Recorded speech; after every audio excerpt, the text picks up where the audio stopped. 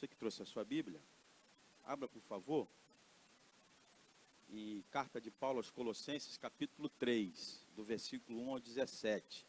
Nosso pastor está de férias, os irmãos já há 2 semanas, apesar de estar de férias, está aqui no meio de nós, como se fosse o Espírito Santo, né? Andando e passeando no meio da igreja, né? Então, mas ele pode ser abraçado, né? E ele também pode nos consolar, igual o Espírito Santo, né? É uma bênção, é um anjo da igreja, né? É o anjo da igreja, né? Então, que Deus abençoe. Está num descanso merecido, né? Deus abençoe. Carta de Paulo aos Colossenses, capítulo 3, do versículo 1 ao 17. Amém, queridos? Diz assim, olha. Carta de Paulo aos Colossenses, capítulo 3, versículo 1. Portanto, se vocês forem ressuscitados juntamente com Cristo, busquem as coisas lá do alto, onde Cristo vive assentado à direita de Deus. Pensem nas coisas lá do alto e não nas que são aqui da terra, porque vocês morreram e a vida de vocês está oculta juntamente com Cristo em Deus. Quando Cristo, então, que é a vida de vocês, se manifestar, entre vocês também serão manifestados com Ele em glória. Portanto, façam morrer tudo que pertencem à natureza humana: imoralidade sexual, impureza, paixões, maus desejos, avareza, o que é idolatria. Versículo 6. Por causa destas coisas, que vem a ira de Deus sobre os filhos da desobediência. Vocês também andaram nestas mesmas coisas no passado, quando você vivia nelas. Agora, porém, vocês abandonem igualmente todas estas coisas: a ira, a indignação, a maldade, a blasfêmia, a linguagem obscena no falar, e não mintam uns aos outros, uma vez que vocês se despiram da velha natureza com as suas práticas, mas se revistam da nova natureza, que se renova para o pleno conhecimento, segundo a imagem daquele que a criou. Aqui não pode haver mais grego, judeu, circuncisão, incircuncisão, bárbaro, cita, escravo, livre, mas Cristo é tudo e está em todos. Portanto, como eleitos de Deus, santos e amados, revistam-se da profunda compaixão, de bondade, de humildade, de mansidão, de paciência. Suportem-se uns aos outros e perdoem-se mutuamente, caso alguém tenha motivo de queixa contra outra pessoa. Assim como o Senhor perdoou vocês, perdoe também uns aos outros. Acima de tudo isto, porém, esteja o amor, que é o vínculo da perfeição. Que a paz de Cristo seja então árbitro no coração de vocês, pois foi para essa paz que vocês foram chamados em um só corpo, e sejam então agradecidos. Que a palavra de Cristo então habite ricamente em vocês, instruam e aconselham-se mutuamente em toda sabedoria, louvando a Deus com salmos, hinos, cânticos espirituais, com gratidão no coração. 17. E tudo que fizerem, seja em palavra, seja em ação, façam em nome do Senhor Jesus, dando a Ele graças a Deus Pai. Vamos orar. Senhor Jesus, a Tua palavra foi lida, e a nossa intenção é expô-la agora aos nossos corações. Queremos expor cada texto, cada versículo, e queremos que o Senhor fale aos nossos corações da forma e da maneira que o Senhor quer. Porque não basta ler e interpretar como achamos, mas é importante interpretá-la o mais fielmente possível. E não permita que ensinamos aquilo que o Senhor não quer. Fala aos nossos corações nessa noite. Em nome de Jesus. Amém. Queridos, nós estamos, neste tempo, falando sobre a centralidade da pessoa de Jesus nesta carta. Esta carta que Paulo direciona a esta igreja. E esta igreja, junto com Paulo, estão vivendo momentos muito peculiares. Primeiro que Paulo está preso, quando escreve essa carta. Distante e preso. Mas o que é comum dentre Paulo e esta igreja é que ambos estão passando por um momento de perseguição religiosa. Paulo de forma um pouco mais direta, e esta igreja sendo perseguida pelo judaísmo para que eles pudessem então ceder algumas coisas da religião. E essa sedução e essa tentação era frequente, era diária. E esses irmãos então precisavam se atentar para algumas coisas, ficar atentos a algumas coisas, ficar ligados em algumas coisas. Por isso então, que através de alguns emissários, Paulo então escreve essa carta para direcionar algumas orientações para essa igreja, para que essa igreja então não perca o foco e não perca a direção. Mas o foco principal de Paulo para esses irmãos era esse, que eles pudessem olhar só para a vida de Jesus, para o ministério de Jesus, para o que ele ensinou, para o que ele falou. Isso seria suficiente para eles. Mas Paulo vai orientando, né, de tempo em tempo, de que forma eles poderiam entender isso da melhor forma possível. E aí, na semana passada, Paulo, no capítulo 2, do versículo 16 a 23, Paulo dá uma orientação um pouco mais reflexiva, dizendo que eles estavam sendo tentados por causa de algumas festas que a religião queria que eles cumprissem, por causa da guarda do sábado, da circuncisão. Mediante a isso, então, eles estavam enxertando na igreja doutrina de homens, ensinando filosofia, gnosticismo, ceticismo e outros mais ensinamentos para que a igreja pudesse distanciar-se de Cristo. E nessa proporção, então, a igreja ia tomando uma forma diferente na sua liturgia, na sua conduta, e isso ia refletir lá na frente na prática.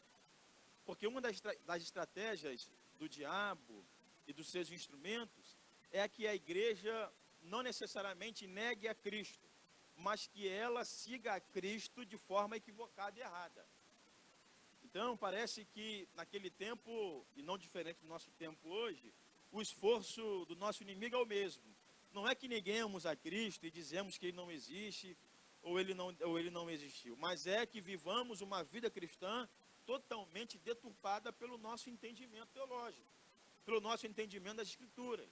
A forma que eu creio determina a forma que eu conduzo a minha vida. A forma que eu enxergo a palavra de Deus, ela determina fielmente como vai ser a prática da minha vida. Então, Paulo, sabendo então disso, muito mais do que a gente, Paulo então percebe o seguinte: olha, se Cristo é o centro da vida de vocês, de forma prática, isto deve resultar em algumas coisas. De forma prática, isso deve refletir algumas coisas. E aqui no capítulo 3, ele é direto. Ele é objetivo na orientação que ele vai, então, dar à igreja. E a orientação, então, é tão completa que ele consegue abordar aqui a igreja.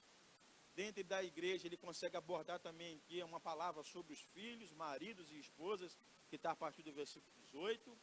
Ele vai abordar também sobre de como deve ser a postura dos escravos, dos servos, dos funcionários, enfim, toda a igreja que estava ali representada precisava entender de que forma eles então deveriam conduzir a vida de forma prática.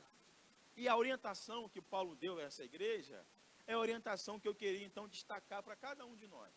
E a orientação que Paulo deu a essa igreja é a orientação que nós temos também que nos atentarmos diretamente para praticarmos em nossa vida. Porque a orientação que Paulo deu àquela igreja serve e é diretamente para o nosso tempo hoje. Percebe-se então que a vida cristã, ela vai tomando só uma roupagem diferente, mas a raiz de problemas e dificuldades são as mesmas. Parece então que a soberania de Deus, na ação de Deus naquele tempo, consegue ultrapassar o tempo, consegue ultrapassar gerações, e nós caímos hoje nas mesmas dificuldades que aquela igreja então caía, e caiu com Paulo, mas Paulo então alertou esses irmãos. O primeiro ponto, queridos, está no versículo 1 ao versículo 4, quando Paulo vai dizer para aqueles irmãos: olha, se vocês então foram ressuscitados com Cristo, busque as coisas do alto, onde Cristo vive, assentado à direita de Deus. Pensem nas coisas do alto e não nas coisas que são aqui da terra, porque vocês morreram e a vida de vocês estão oculta juntamente com Cristo em Deus. E Cristo, então, quando for se manifestar, vocês também serão manifestados com Ele em glória. A primeira orientação de Paulo é que eles deveriam conduzir a vida deles sempre em uma perspectiva divina. Apesar de estarmos no tempo e na terra, nós não andamos sem essa perspectiva, sem essa mentalidade, sem essa visão de conduzir e pautar tudo que eu faço aqui na terra, porque eu não sou daqui, mas estou aqui, sempre tentando entender o que Deus quer que eu faça. Às vezes nós achamos que nós estamos caminhando de forma aleatória e meramente humana. E Deus só se manifesta em mim quando eu estou envolvido com as coisas da igreja. Muitos pensam assim, que enquanto eu estou envolvida com as coisas da igreja, parece então que Deus está agindo em mim. Quando então eu saio desse envolvimento, parece que existe em mim um vazio. Paulo queria dizer para esses irmãos, nessa passagem, que era fundamental eles pautarem o dia a dia deles, sempre olhando para cima e dizendo o que o Senhor quer que eu faça. E ele chega ao extremo de dizer o seguinte, olha, se vocês morreram com Cristo, se vocês ressuscitaram com Cristo, se vocês nasceram também com Cristo, e vocês vão se manifestar com Ele em glória, então vocês não podem pautar a vida de vocês diferente. Se vocês nasceram quando vocês se converteram, se vocês foram ressuscitados e morreram junto com Cristo no batismo, e vocês vão se manifestar com Ele em glória quando Ele voltar, e os que estão em vida estarão com Ele, e aqui os mortos ressuscitarão, como diz Lucas, então, por querem viver então diferente? O problema é que sempre nos ensinaram de forma subliminar que nós podemos ter uma vida sempre diferente de uma para outra. Dividimos a nossa vida. Tem uma vida na igreja e tem uma vida fora. Tem uma vida em casa e uma vida na rua. Tem uma vida na rua, uma vida na comunidade cristã. Ele é diferente, dependendo do ambiente em que ele está. E ele não se incomoda com isso, porque ensinaram que ele tem que ser uma bênção na igreja. E aí, então, ninguém entende que quando a gente ouve algum testemunho triste, um testemunho de alguém que fala assim, poxa, mas não acredito que é fulano, não acredito que é ciclano, ele era uma bênção na igreja, ele é uma bênção na igreja, como é que ele fez isso? Não, mas fora dali ele é outro. Paulo está dizendo que não existe essa divisão de vida, não existe uma vida felina, em que existe 7 vidas, né? Não existe vidas, só existe um tempo e uma vida, e você está nela. E você está tendo a oportunidade de viver nela, e só tem ela. Eu e o Pablo estavam conversando aqui, né, Pablo? Uma reflexão, a gente viajou ali um pouquinho, né, Pablo? E a gente estava falando que tanto eu quanto ele, e hoje ele celebra a Deus por mais um ano de vida, né, Pablo? Deus abençoe, tá, meu querido? Deus abençoe, tá bom? E nós fizemos um cálculo, fizemos uma estatística, pastor. Se você for gostar de estatística, analisamos que tanto eu quanto ele, eu um pouco mais, né, Pablo? Já vivemos 50% da nossa vida. Eu já vivi 50%, se eu viver 80%. Olhando para esse tempo, eu devo pensar o seguinte, olha, já passei 50%, cara. Falta muito ou falta pouco? É a teoria do copo vazio, ou do meio cheio. Estou na metade. Isso quer dizer o quê? Falta muito? Ou já vivei muito? Como é que eu devo conduzir isso? Eu devo conduzir sempre em uma perspectiva divina. Porque eu não tenho outra vida, eu não vou voltar. Eu não vou reencarnar. Eu não vou ficar aqui voltando. Eu só tenho este tempo. E viver neste tempo sem a perspectiva de olhar para o alto é triste. É perdição. É desgraça. É viver longe de Deus. E Paulo está dizendo, vocês precisam conduzir a vida de vocês, porque vocês já foram ressuscitados com Ele. Se vocês estão com Ele, firmados nele, então vocês também ressuscitarão com Ele e estará com Ele em glória. Por isso, pensar nas coisas do alto é viver aqui na terra sempre com uma perspectiva divina. Não achar que Cristo se afastou de mim simplesmente porque eu saí do ambiente religioso. Mas é dizer que não trata minha esposa, dos meus filhos, dos meus amigos, do meu trabalho, tudo que eu faço, precisa então glorificar a Deus. O versículo 17 resume tudo isso. Tudo que fizerem, seja em palavra ou seja em ação. Versículo 17. Tudo que vocês fizerem, façam em nome de Jesus, dando a Ele graças a Deus Pai. O 17 é que finaliza e corrobora com tudo que está no versículo 1, versículo 16. Por isso, então, que conduzir a minha vida deve ser uma prioridade de forma divina. Mateus, capítulo 6, 33, vai dizer um versículo que todos nós conhecemos. Mas busquem em primeiro lugar o reino de Deus e a sua justiça. E todas estas coisas vão ser, então, acrescentadas. Ou seja, buscar em primeiro lugar o reino de Deus é ter como prioridade o reino de Deus. O reino de Deus é a ação de Deus na minha vida aqui no tempo. Não esperem, então, viver uma vida diferente aqui. Aqui na terra temos condições de viver uma vida ligada a Cristo. E esta ligação que nós temos com Cristo, ela é tão expressiva, mas tão expressiva, que Paulo vai dizer que espiritualmente nascemos, ressuscitamos, vivemos e reinaremos com Ele em glória. Olha que coisa interessante. Na teologia vai dizer que essa expressão, ou essa convivência, ou essa relação, é a união mística do corpo de Cristo com Cristo, do servo com Cristo, do cristão com Cristo. E tem um trecho do livro Do Céu Cristo Veio Buscá-la, muito interessante, que vai dizer o seguinte, olha: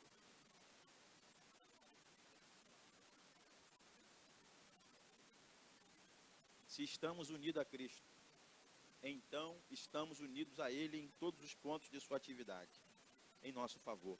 Participamos de sua morte, fomos batizados em sua morte, de seu sepultamento, fomos também sepultados com Ele no batismo, da sua ressurreição, também fomos ressuscitados em Cristo, da sua ascensão, nós nos assentaremos com Ele nas regiões celestiais, e de modo que a nossa vida está oculta com Cristo em Deus, e participaremos de seu prometido retorno, quando Cristo, então, que a nossa vida se manifestar, também nos manifestaremos com Ele em glória. A nossa relação com Cristo não é simplesmente uma relação religiosa, mas é uma relação de vida e vida eterna. E essa relação com Cristo se inicia na minha conversão e só, entre aspas, termina quando Ele voltar para nos resgatar. É isso que precisamos entender. A minha vida precisa ser pautada sempre olhando para o alto. E Paulo continua dizendo a esses irmãos, a partir do versículo 5, que eles precisavam então fazer morrer tudo o que pertence à natureza humana, terrena, as imoralidades, a impureza, paixões, maus desejos, avareza, idolatria, porque é sobre estas coisas que vem a ira de Deus. Porque aqueles irmãos de nós também andávamos nestas coisas no passado, quando nós vivíamos nelas. Agora, então, abandonar todas estas coisas, a ira, indignação, maldade, blasfêmia, linguagem obscena no falar, não mentir uns aos outros, uma vez que nós já nos despimos da velha natureza com as suas práticas. Podemos, então, fazer, versículo 10, se revestir da nova natureza que se renova para o pleno conhecimento, segundo a imagem daquele que a criou. Queridos, a segunda coisa que precisamos entender é que nós precisamos nos disciplinar em uma vida de santidade. Quando Paulo usa a expressão abandonem, Paulo está dizendo, vivam em santidade. Porque abandonar não é simplesmente desligar, não é simplesmente dizer que não quer, porque a tentação sempre virá. Mas a santidade é um exercício diário de disciplina. Porque todos nós somos e seremos sempre tentados a fugirmos desta disciplina, desse esforço diário, porque o diabo sabe que é a minha distância de Deus se reflete e se refletirá necessariamente na minha santidade. Quando a minha santidade está comprometida, o meu relacionamento com Deus também está comprometido. Quando ele diz, abandonem estas coisas, é porque eles precisavam abandonar e se atentar. Carta aos Hebreus vai dizer que sem santidade ninguém verá a Deus. A santidade é primordial para um relacionamento com Deus. Mas quando eu falo em santidade, eu não estou falando de pessoas diferenciadas. Quando eu falo em santidade, eu não estou falando de pessoas agraciadas por uma espiritualidade esteticamente diferenciada, porque ele é ungido, porque ele tem uma oração forte, porque ele é diferente, porque ele é consagrado, porque ele não se alimenta por um determinado tempo, porque ele é um ungido do Senhor. Não. Paulo está dizendo que toda a igreja poderia viver em uma disciplina de santidade. E viver em uma disciplina de santidade é justamente se afastar da natureza terrena e humana. Paulo não usa aqui em nenhum momento a expressão do mal, ou o diabo, ou outra coisa assim, Mas Paulo está dizendo que nós, para se afastarmos de Deus, nós não precisamos do diabo. Nós precisamos apenas dar vazão à nossa natureza. Ninguém, para ser ou ficar distante de Deus, precisa do diabo. Nós precisamos apenas da nossa natureza humana distante de Deus. Um homem sem Deus, naturalmente, vai se distanciar de Deus. Lógico que o diabo pode até potencializar o mal que está em mim, mas ele nunca vai encurtir o que eu não tenho. Ele nunca vai me dar condições de fazer o que eu não quero. Ele sempre vai potencializar o que eu quero. Por isso, que ninguém pode dizer que fez ou fez aquilo outro e dizer, olha, não foi eu, foi o diabo. Olha, pastor, eu fiz aquilo, mas na verdade não foi eu fui tomado por uma raiva. Não, foi você dando vazão à sua natureza terrena e humana, esta que te faz se afastar de Deus. E essa sua natureza humana e terrena, se não for disciplinada em uma vida de santidade, ela sempre vai produzir em você o mal. Transferir até mesmo a responsabilidade dos nossos erros para outro, ou para uma entidade, ou para um espírito, para quem for, na verdade é só para aliviar um pouco a nossa tensão de não assumir que nós precisamos assumir a responsabilidade de uma vida com Deus.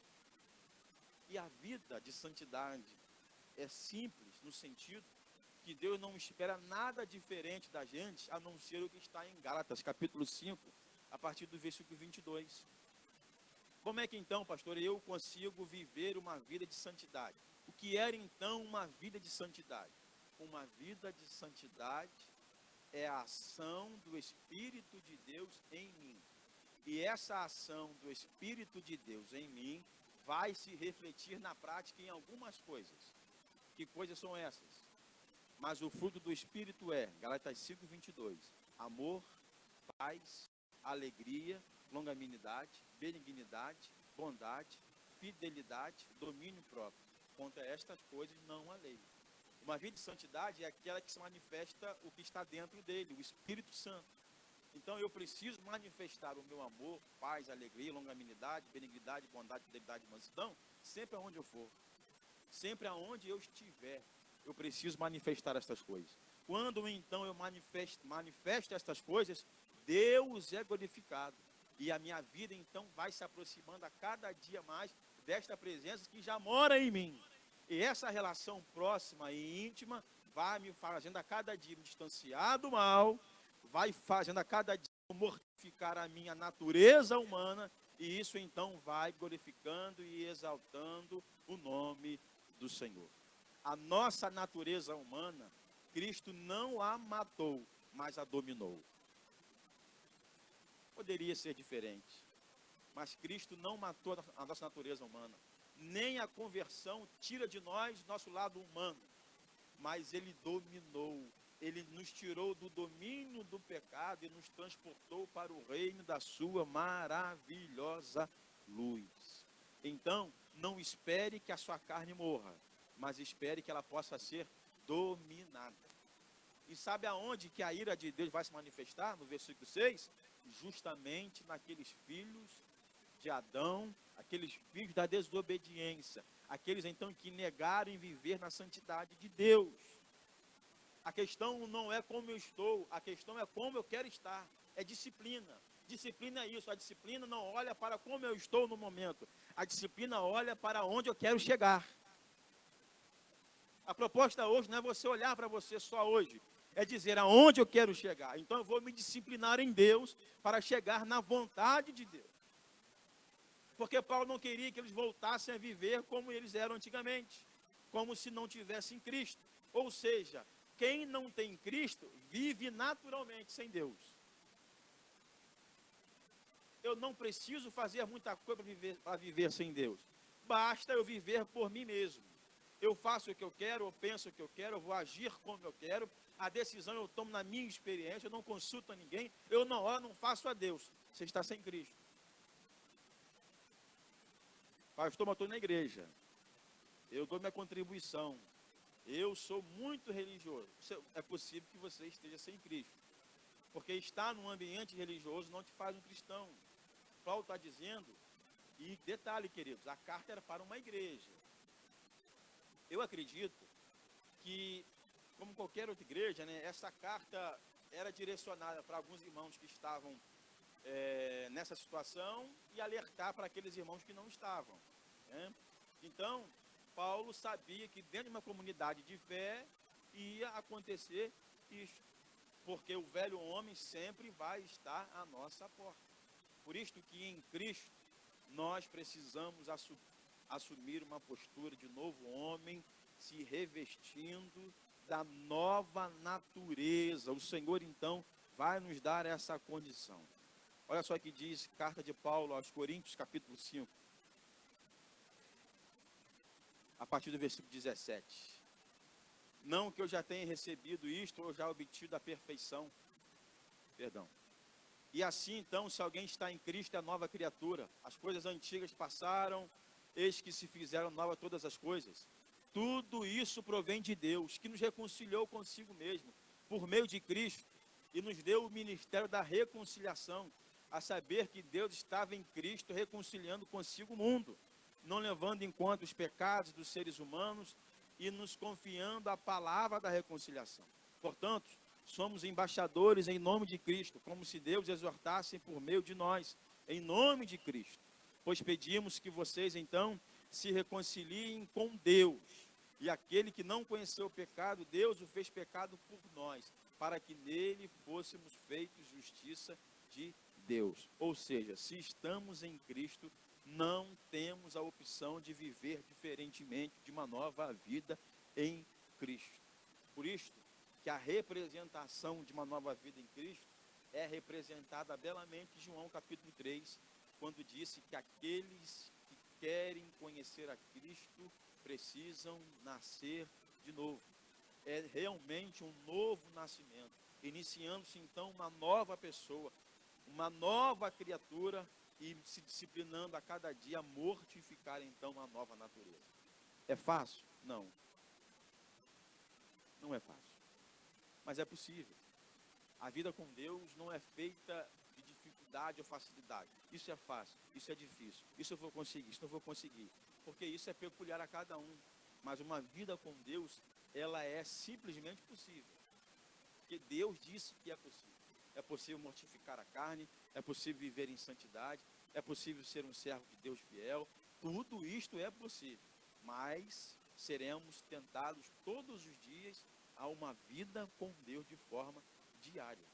Seduzir ou não deixar seduzido pelas tentações é um exercício de disciplina que temos que fazer todos os dias. Sabe por quê, queridos? Porque a nossa natureza humana sempre é inclinada às facilidades.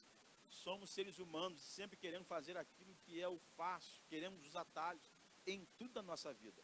E isso então é um perigo, que temos que correr e temos que fugir. Amém, queridos? A terceira coisa que Paulo vai orientar esses irmãos está no versículo 12. A partir do versículo 12.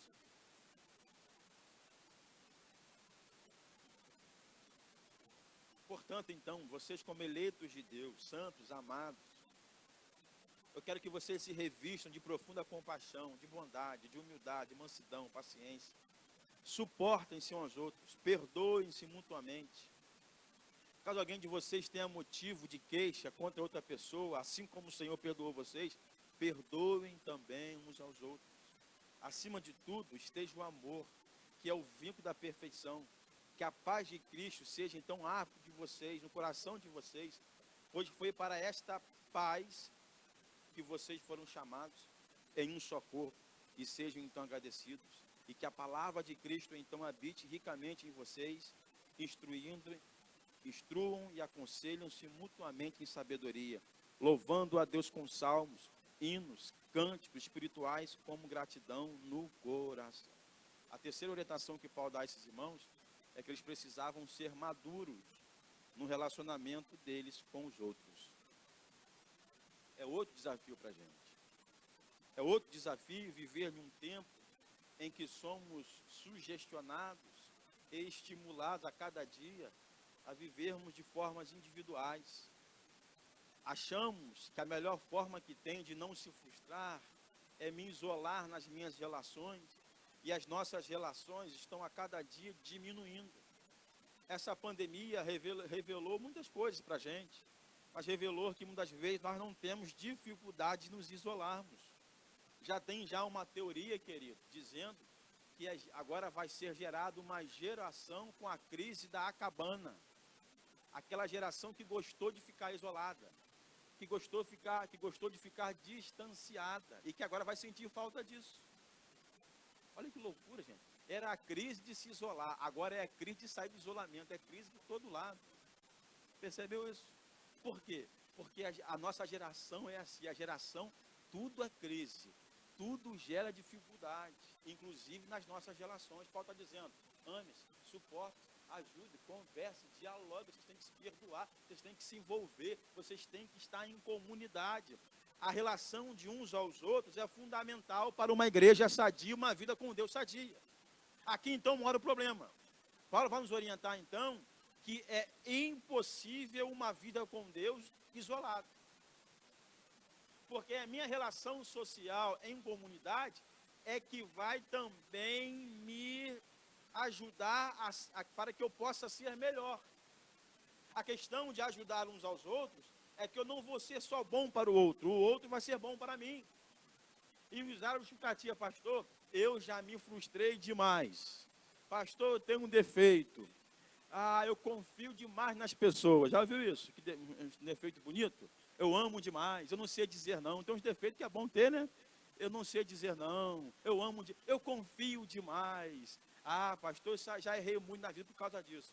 É verdade, que em excesso pode ser ruim. Mas será mesmo que isso é seu defeito? Será que isso é mesmo um defeito? Ou você olha para isso quase até como um orgulho? Eu confio demais nas pessoas, né?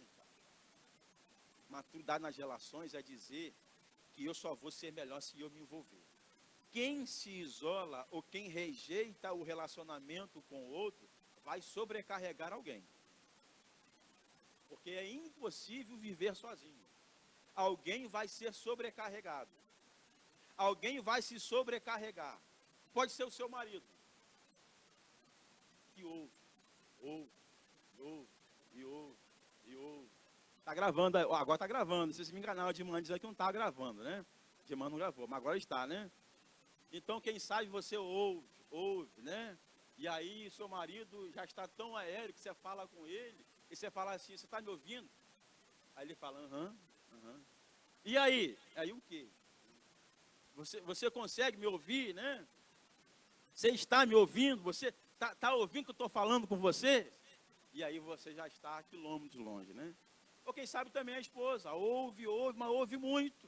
Porque você é um camarada chato. Tem gente assim, queridos. Eu sei disso.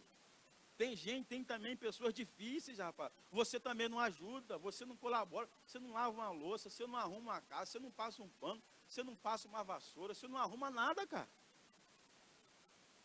Ajuda só um pouco. É só um pouquinho, não vai fazer muita coisa, não.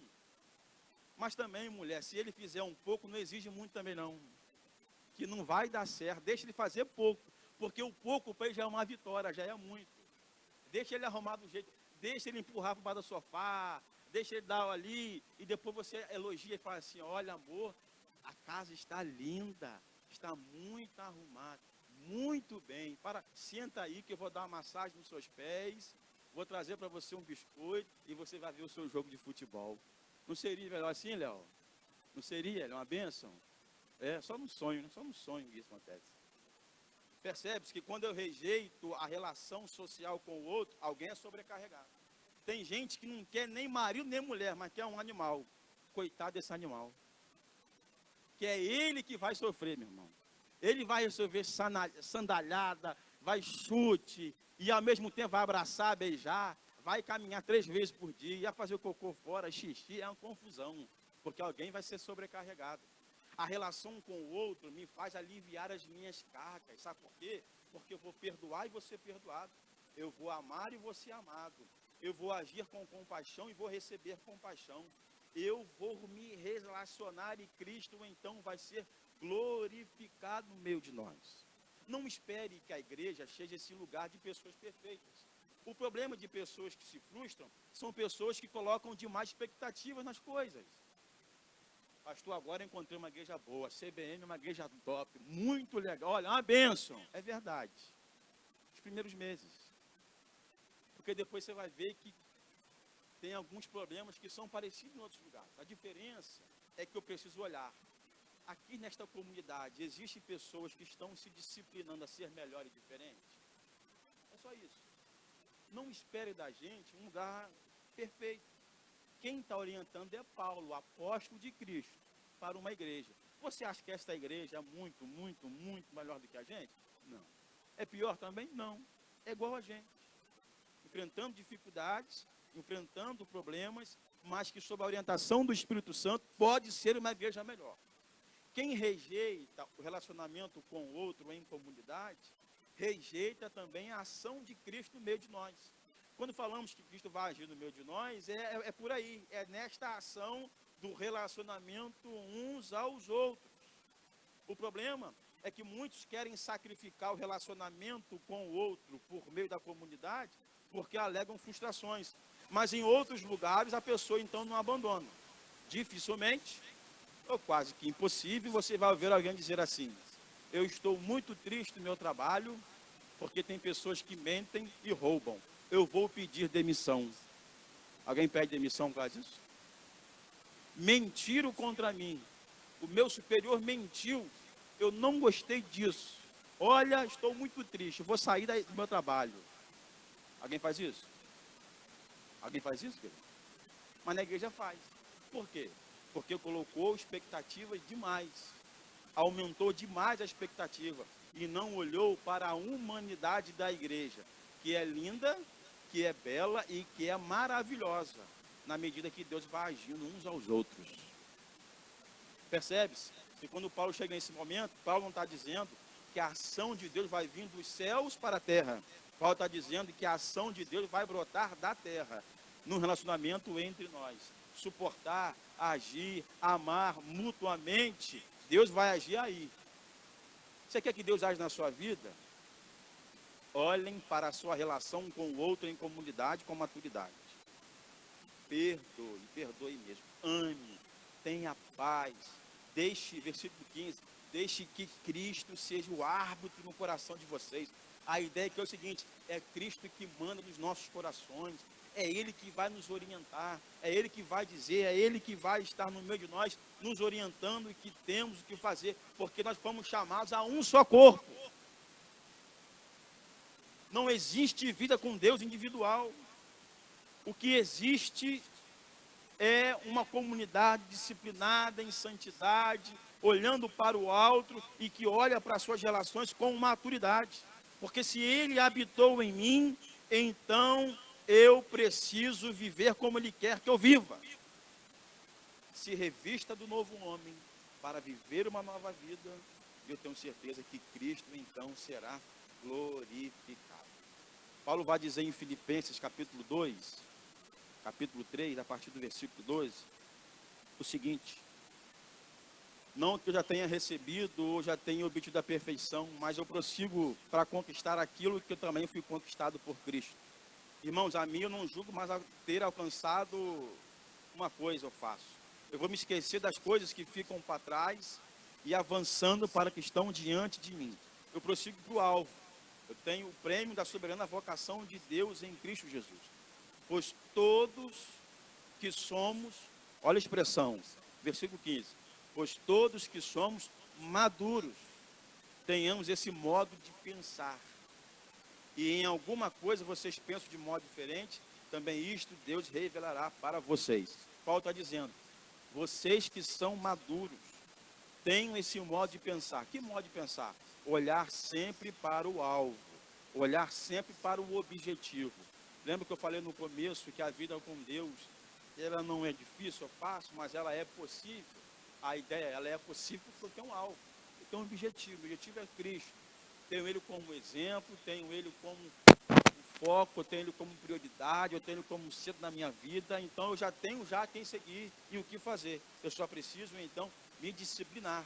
E é isso então que Paulo vai fechar no versículo 17, dizendo a eles: Por isso que vocês, sejam em palavra, ou seja em ação, de forma prática, façam tudo em nome de Jesus, dando a Ele a graças a Deus Pai. Tudo que vocês fizerem, devem glorificar a Deus. A sua vida, de forma prática, glorifica a Deus.